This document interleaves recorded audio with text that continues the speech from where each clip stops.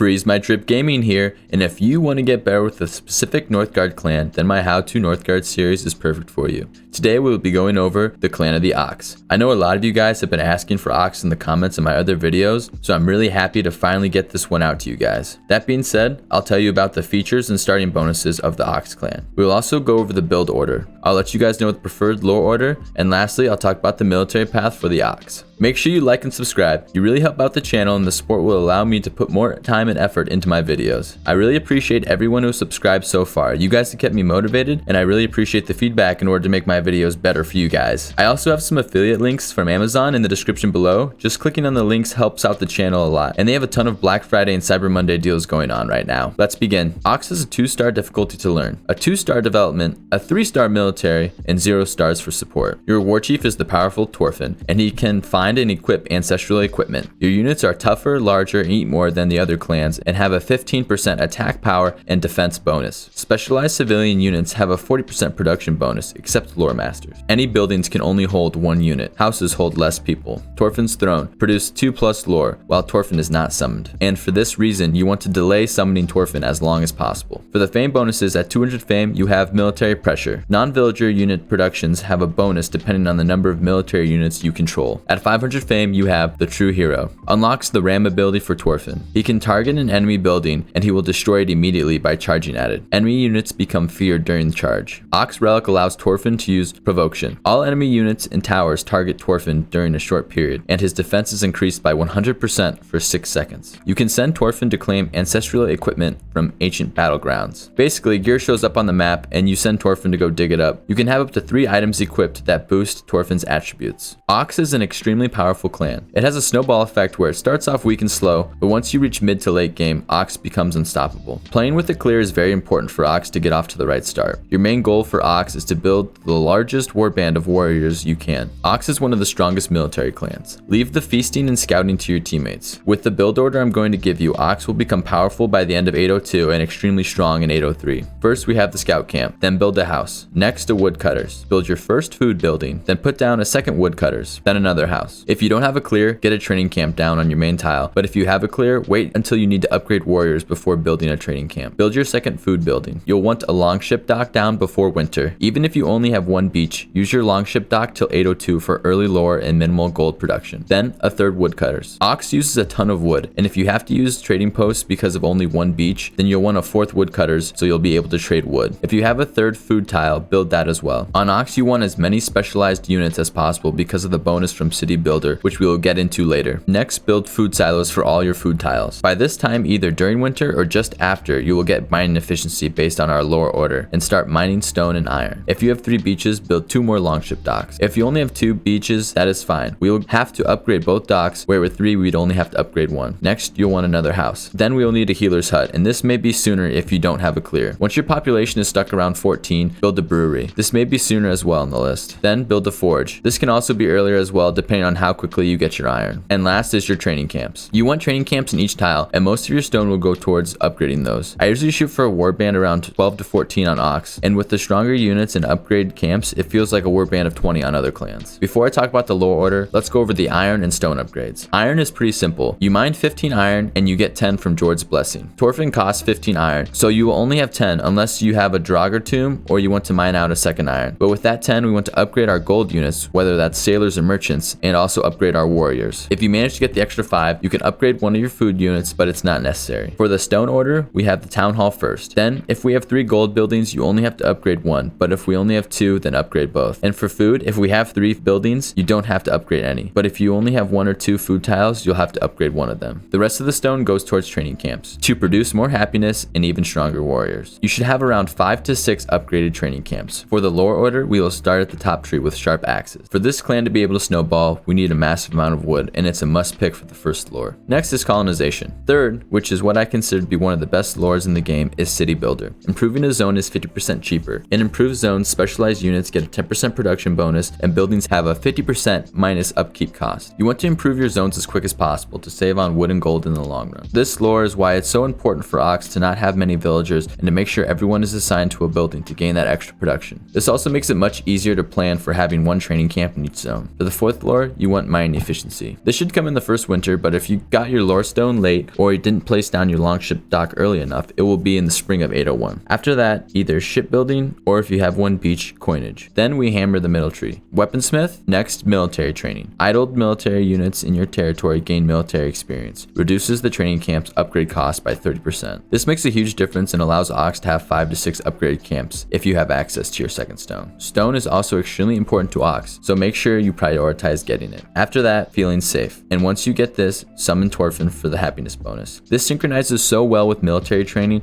Not only are your upgrade costs reduced, but you gain 1 happiness for each upgraded camp. Next is Unstoppable. Torfin gains plus 5% attack power and defense for each ancestral equipment whenever a unit dies in the same zone. His health also slowly regenerates by 10% of the dead unit's max health. Usually you'll get this lore around the end of 802, and it turns Torfin into an unstoppable tank. And the last lore you might be able to grab before the fighting is over is Ferocious Charge. Warrior's charge ability after upgrade gains an additional 30% damage on charge attack. Weapon cost is 6% less and 100% faster. Obviously, you will have already upgraded your warriors before this, but it's some nice extra damage on the first hit for your warriors. For the military path, we have legions. Level 1, we have military base. Military camps produce plus 1 military experience and reduce the cost of camps by 20%. Level 2, war effort. Reduce base cost of military units by 25%. Level 3 is veterans. Increase the bonus from military buildings upgrades by 100%. Level 4, Call of Valhalla. While in a battleground zone, your units have 30% attack power and attack speed bonus. Legions allows us to build our camps for cheaper and spend less money on our military units. Ox units are tougher and stronger than other clans units, so you're maximizing your gold per DPS. And this makes it extremely easy to recover in fights and regain a full warband. Also, since more of your camps are upgraded, once you hit level 3 and receive double the bonus from upgraded camps, your army will bulldoze through the enemy. The lower military training is very similar to the bonus you get from the leadership path. So with legions, you can double stack military experience from your camps and your units. Although I prefer legions, guardians is the second best choice, allowing for more protection early on to be able to survive till the late game. On top of that, your watchtowers gives you an extra warband. Overall, I love the Ox clan. It's an insanely powerful and has one of the strongest militaries in the game. As long as you have a friend or a teammate to help you early on, Ox is one of the strongest clans in the game. Don't forget to follow my socials at FreezeMyDrip on Twitter and Instagram and TikTok. Thanks for watching. See you next time.